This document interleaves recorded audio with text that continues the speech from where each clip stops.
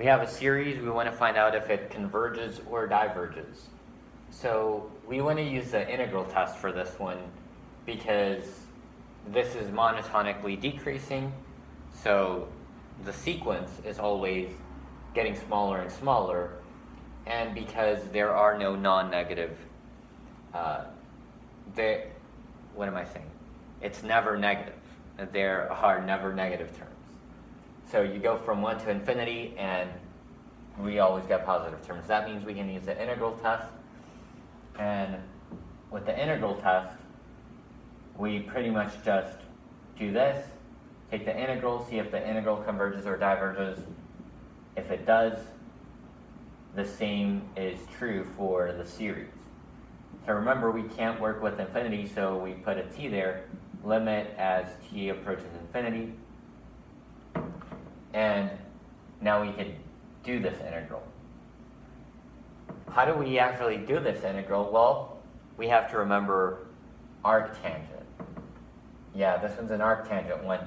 So for arctangent, we had 1 over, and then we had the square root of this, right?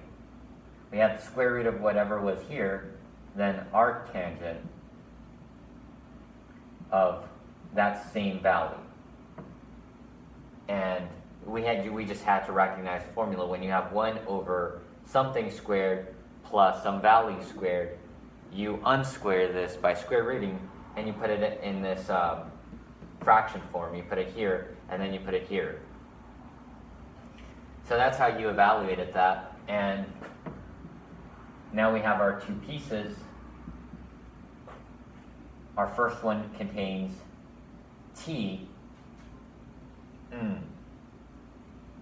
You know what? We had an n here, right? Because otherwise, where would we plug that?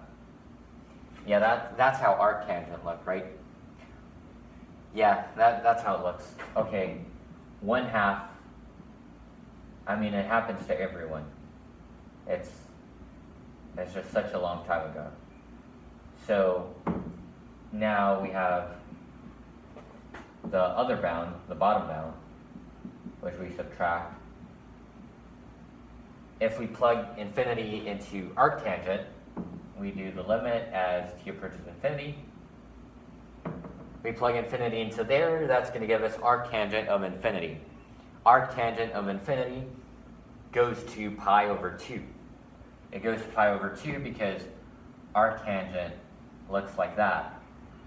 Looks like that, and it does hit these horizontal asymptotes. So it's like the sideways version of tangent. And with tangent, we had pi over 2, negative pi over 2.